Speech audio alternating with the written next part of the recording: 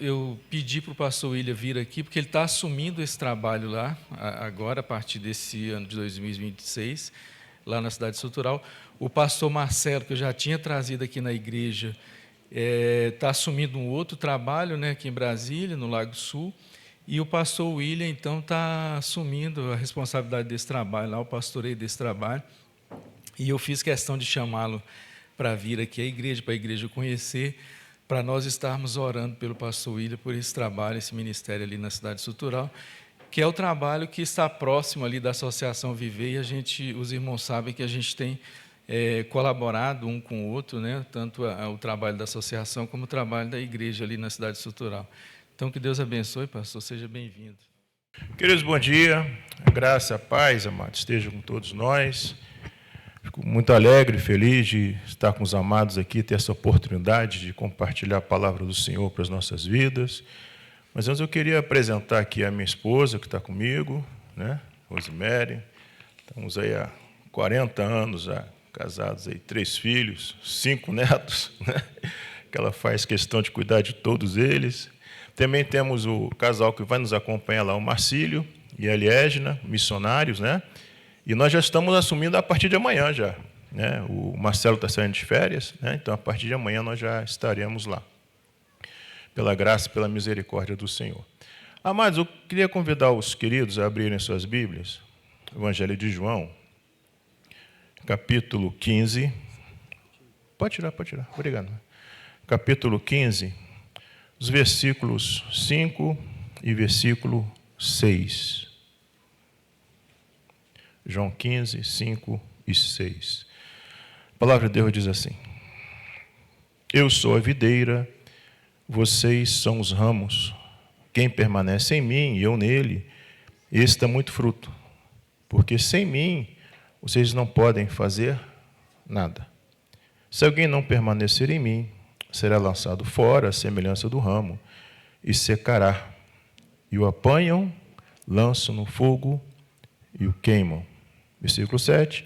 Se permanecerem em mim, as minhas palavras permanecerem em vocês, pedirão o que quiserem, ele será feito. Vamos orar, amados. Deus de graça, Deus bendito, Pai, estamos diante da Tua palavra, Senhor, Tua palavra que é alimento para nossas almas, e te pedimos, ó Deus, que o Teu Santo Espírito possa falar aos nossos corações nessa manhã. É o que nós te pedimos, em nome de Jesus. Amém. Amados, esse texto fala de identidade. Fala quem nós somos. A nossa identidade define como vivemos, como nos relacionamos, como interpretamos a realidade nesse mundo. Define não só a forma como vivemos, mas também a nossa eternidade.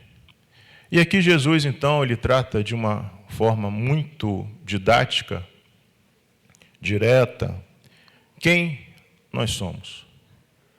Ele é a videira, nós somos os ramos. Isso tem a ver não somente com a forma como nós vivemos, mas principalmente quem nós somos. A gente vê na sociedade, naquelas entrevistas que nós vemos de rua, né? Muitas vezes as pessoas perguntam, fazem entrevista na rua e perguntam para a pessoa se identificar, ela sempre se identifica a partir da sua profissão, né? Então, esse aqui é um jornalista, esse aqui é um médico.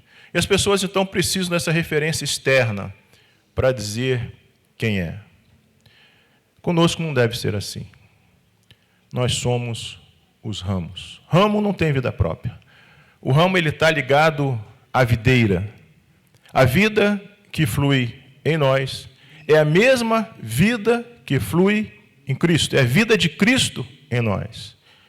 Gálatas 2:20, Paulo, dentro de um contexto de justificação, então, essa questão da identidade, quem nós somos, tem a ver com a nossa justificação, esse é o contexto de Gálatas 2:20, quando Paulo fala, já não sou eu quem vive, mas Cristo vive em mim, e essa vida que eu tenho, eu vivo pela fé no Filho de Deus. Essa transformação radical, absoluta, 1 Coríntios 2,16 fala que nós devemos ter a mente de Cristo. É interessante que no final de Gálatas 2,20, então, ele diz o motivo pelo qual a vida que ele tem, ele vive pela fé no Filho de Deus. E ele diz ali, então, porque ele me amou e se entregou por mim. Muitas vezes, queridos, a nossa vida, a nossa identidade espiritual, quem nós somos em Cristo, às vezes beira o nominalismo. Às vezes nós vivemos de forma superficial em relação ao que nós poderíamos, deveríamos viver. Porque às vezes nos falta uma compreensão real daquilo que Cristo fez naquela cruz por nós. Quando nós entendemos o que efetivamente aconteceu naquela cruz, ele ter carregado sobre ele os nossos pecados, ter se entregado por nós, para que nós tenhamos vida eterna. Muitas vezes entendemos isso de forma intelectual. E aqui é que está o ponto. O Evangelho, amados, não pode ser comparado com outros tipos de conhecimento. Eu fui ordenado com 52 anos. Eu sou militar da aeronáutica, me aposentei, então fiz muita coisa antes de vir para o ministério, quando Deus me chamou aos 46 anos. Eu trabalhei com muita coisa, trabalhava com tecnologia, por exemplo. Então, a tecnologia é um conhecimento que estava ali, eu estava aqui. Eu usava aquele conhecimento para atingir alguns objetivos profissionais, financeiros, para sustentar minha família, mas aquele conhecimento, de forma nenhuma, ele me transformava quem eu sou. Muitas vezes nós colocamos o Evangelho numa categoria humana de conhecimento, onde o conhecimento teológico é algo que eu uso até para fins legítimos, melhorar de vida, ter uma melhor harmonia dentro da minha casa, relacionamentos conjugais, educar meus filhos, ter um bom grupo social para nós irmos, mas, de alguma forma, em algumas situações, o Evangelho ele é visto como um conhecimento que não efetivamente nos transforma. Isso é muito perigoso, queridos. Isso é muito perigoso. Isso nos leva ao nominalismo mesmo. Né? Nós seremos salvos se nós crermos verdadeiramente e vivermos essa realidade transformadora de quem Cristo é em nós. Não são louvores que vamos cantar, nossa frequência na igreja, nossa contribuição financeira que vai nos salvar, mas essa consciência transformadora de quem Cristo é em nós. E o texto fala sobre isso. Porque aqui o texto deixa claro, queridos, que quando nós permanecemos em Cristo, nós damos frutos. A nossa identidade define como nós vivemos. Então, a nossa posição em Cristo, a nossa identidade espiritual, ela não pode ser apenas uma abstração, não pode ser apenas uma convicção que venha da tradição, das coisas que você faz. Eu estava conversando com uma pessoa outro dia, está há muito tempo na igreja, e num trabalho que eu estou fazendo com a pessoa, discipulado, eu pedi para a pessoa contar a história dela, da conversão. Ela não soube. Não, pastor, eu sempre vim na igreja. Meus pais me trouxeram, hoje eu sou um homem adulto, é isso que eu faço. Mas fala, meu irmão, quando é que você entendeu quem Cristo é para você? E ele não soube falar. Então, eu estou tratando essa questão com a pessoa. E o texto aqui, então, queridos, fala sobre que essa evidência de que nós temos uma identidade baseada na pessoa de quem Cristo é dar frutos. E aí nós temos na palavra de Deus alguns frutos. Eu queria que a gente pudesse olhar para o nosso coração. A reflexão aqui é breve, mas que você possa estar sondando no seu coração se você encontra esse fruto que evidencia que realmente você é um ramo, você é aquele que está ligado na videira, onde a vida de Cristo é a mesma vida que flui em você. E o primeiro que a gente não poderia deixar de falar, de refletir, é mudança de caráter. Mudança de caráter, gente. O fruto do Espírito, Gálatas 5:22, fala sobre amor, bondade, fidelidade, longanimidade, mansidão, como foi colocado aqui, domínio próprio, João 13:35. Jesus deixa claro que nós seremos conhecidos como seus discípulos. De novo, a nossa identidade, se nós nos amarmos uns aos outros. Queridos, essa é a marca do discípulo. Aquele que ama. Muitas vezes nós temos, e de forma correta, sido muito zelosos com relação a impedir que padrões do mundo entrem na igreja. Padrões comportamentais, forma de se vestir, forma de falar, e é bom que assim seja. Mas, se nós formos honestos com o nosso próprio coração, muitas vezes, em muitos casos, o padrão do individualismo domina a igreja. Eu vou para a igreja para ser servido. Eu vou na igreja como um consumidor do Evangelho, não como um discípulo de Cristo. Esse é um padrão do mundo, gente, do individualismo. Então, queridos, nos identificarmos como cristãos deve ser, e é, eu creio, o maior desafio para as nossas vidas. Essa questão da mudança de caráter, outro fruto que nós temos, são ações de misericórdia mesmo, né? Mateus 25, versículo 34. Então, muitos chegam diante de Jesus naquele dia, e Jesus vai falar para muita gente que estava na igreja e morreu achando que era cristão. Então, o rei dirá aos que estiverem à sua direita: venham benditos do meu Pai, Mateus 25, 34. Venham herdar o reino que está preparado para vocês desde antes da fundação do mundo, porque tive fome, vocês me deram de comer, tive sede, me deram de beber. Eu era forasteiro e me hospedaram, estava nu e me vestiram, enfermo, me visitaram, preso, me foram ver. E a gente conhece esse texto, né? Mas quando é que nós fizemos isso? Quando vocês fizeram a um desses meus pequeninos irmãos.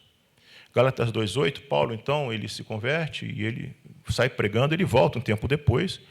E em Gálatas 2,8, então, quando ele vai prestar conta do seu ministério aos apóstolos, né, de Jerusalém, o único retoque que fazem no ministério de Paulo é que ele não se esqueça dos pobres. Esse é outro tipo de fruto, queridos. Mudança de caráter. A gente ter essa compaixão que nos leva na direção daqueles nossos irmãos que são mais carentes, que necessitam, não apenas de cesta básica, porque é muito fácil, às vezes a gente terceiriza as coisas, né? Às vezes a gente doa, né? A gente paga, mas não é isso, gente. O que essas pessoas precisam, eu já estou há algum tempo trabalhando em áreas carentes, né? Eu estou na estrutural e eu também estou lá no Sol Nascente, são 2 igrejas que a IPN tem lá. O que nossos irmãos precisam, gente, é o abraço, é o olho no olho, é o ouvir, é compartilhar a dor. Muitas vezes a gente olha para os mais pobres como pessoas que querem apenas suprimento financeiro. Não é assim. Existe real necessidade, né? Mas essa não é a maior necessidade que nós temos, né? E, por fim, queridos, um outro fruto que evidencia que nós vivemos a vida de Cristo em nós, a nossa identidade espiritual, né, que um pastor passou para a gente tratar essa questão da identidade espiritual, são as pessoas que nós levamos a Cristo. Romanos 1,13, o texto diz: quero que saiba, irmãos, que muitas vezes me propus a ir visitá-los, no que tenho sido até agora impedido, para conseguir algum fruto igualmente entre vocês, assim como também tenho conseguido entre outros gentios. Levar pessoas a Cristo, amados, é um privilégio. E deve ser visto como um privilégio. Romanos 1,16, o texto que segue logo em seguida, fala que o Evangelho, aí eu vou na NVT, é uma expressão interessante, fala que o Evangelho é poder de Deus em ação para levar a salvação a todo aquele que crê. Mas eu preciso ver que evangelho que eu estou vivendo. Se o evangelho que eu estou vivendo, ele não está levando salvação, gente, é porque é outra coisa que eu inventei. Não é o evangelho da Bíblia. Nós precisamos, queridos, se nós não falarmos, as pedras vão clamar. Nós precisamos levar o evangelho com a nossa vida, com quem nós somos. Esse é mais um fruto. Então, queridos, tratar de identidade espiritual significa tratar não somente de algum conhecimento doutrinário, mas, sobretudo, a forma como nós temos vivido, se tem dado frutos.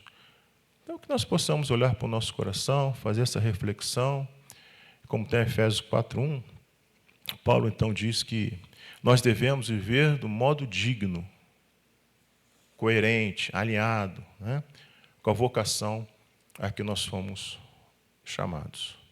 Amém, querido? Você pode fazer essa reflexão, não estamos falando aqui de programas, né, de decisões, mas estamos falando da nossa eternidade. Quem nós somos hoje é quem nós seremos a nossa eternidade, um filho de Deus. Amém? Podemos orar, amados? Deus de graça, Deus, bendito Senhor, agradecemos, ó Deus, pela Tua palavra, pelo conforto, Pai, que a Tua palavra traz até nós, e te pedimos, ó Deus, que o Senhor mesmo sonde o nosso coração. Veja, Pai, como o salmista nos ensina os caminhos maus que há, os enganos, ó Deus, que nós possamos desejar, Pai, verdadeiramente, viver unidos ao Senhor, sermos esses ramos que dão frutos. É isso que nós te pedimos e já te agradecemos, em nome de Jesus. Amém.